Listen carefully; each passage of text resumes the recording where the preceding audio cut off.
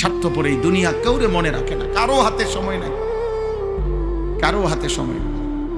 এত বেশি যান্ত্রিক মানুষ, এত বেশি স্বার্থপর, এত বেশি দুনিয়া লোভী, কারো হাতে সময়, কারো হাতে সময়, কারো হাতে সময়।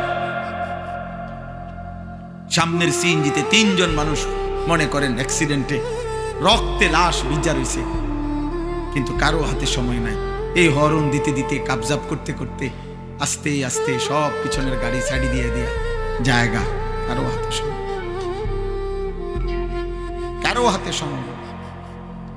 ছেলের হাতে টাইম নাই, মেয়ের হাতেও। সংসার বড় হইয়া গেছে, জিফুতের পরীক্ষা, বাচ্চা কাচ্চার এই হইছে সেই হইছে। আব্বা বোঝেন তো আমি শহরে চাকরি লইছি, ওনার আগের মতো আব্বা নিজে হোটেলে কয় বেলা খামো, আপনাকে বউরে যদি না নেই আমার সংসার আমি কেমনে চলতাম। বাবা মুসাফিরের মতো, মা মুসাফিরের মতো, কনকনে শীতের রাতে বৃদ্ধ নারী, বৃদ্ধ মা 1 গ্লাস গরম পানি কেউ এনে দিবে এমন লোক নেই। হ্যাঁ, স্বার্থপর দুনিয়া।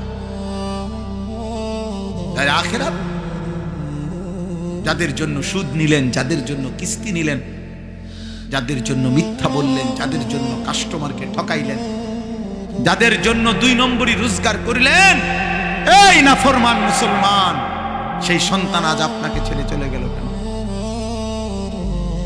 যে এখন দুনিয়াতেই চলে গেছে, আখিরাতে সে আপনার কি উপকার করবে?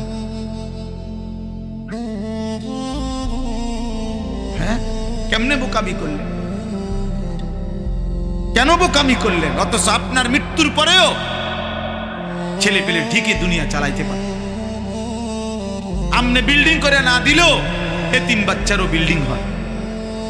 এমন অসংখ্য এতিম সন্তান যে তার বাবাকে জন্মের সময়ও দেখে নাই, পরবর্তীতে তার বাড়িও হয়েছে, গাড়িও হয়েছে, বিল্ডিংও হয়েছে, বিয়েও করছে, বাচ্চা কাচ্চাও হয়েছে।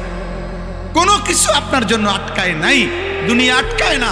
দুনিয়া সবাই পারে মিয়া, ফালতু এই দুনিয়া, তুচ্ছ এই দুনিয়া, খোদার কসম এটা কিচ্ছু কঠিন না। একটা পিঁপড়া পর্যন্ত তার দুনিয়া চালাইতে পারে, একটা কুত্তা তার দুনিয়া চালাইতে পারে, একটা শূকর তার দুনিয়া চালায় নিতে পারে। আপনার ছেলে পারবে না কেন?